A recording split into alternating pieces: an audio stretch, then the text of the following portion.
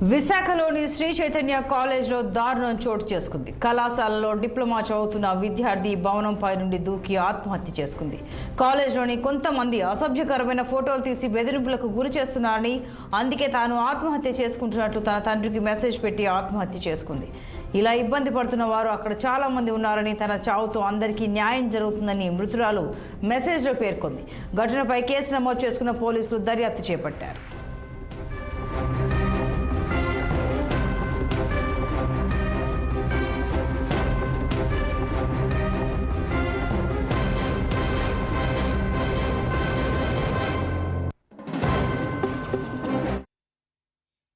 Chaitanya college బొమ్మలో చదువుతుండగా యాజమాన్య లోపం వల్లే అమ్మాయి చనిపోయింది. కాబట్టి యాజమాన్యం వచ్చి అమ్మాయికి స్టడీ పోలేదు, అది లేదు ఇది లేదని చెప్పారు. అమ్మాయి ర్యాంక్ స్టూడెంట్, సీట్ వస్తేనే అమ్మాయి శ్రీ చైతన్యలో జాయిన్ అయింది. అలాంటి అమ్మాయిని ఈ రోజు అన్యాయంగా బలైపోవడానికి కారణం శ్రీ చైతన్య యాజమాన్యం వల్లే ఆ అమ్మాయి ఈ రోజు ప్రాణాలు తీసుకోవడం జరిగింది. ఆ అమ్మాయికి తగినంత న్యాయం చేయవలసిందిగా ప్రభుత్వాన్ని మేము కోరుతున్నాం. అలాగే శ్రీ చైతన్య యాజమాన్యం పూర్తిగా దీనికి బాధ్యత వహించవలసి ఉంటుంది. ఎందుకంటే ఇప్పుడు వచ్చారు, ఏదో తూతూ మాత్రకి చెప్పేసారు, వెళ్ళిపోయారు.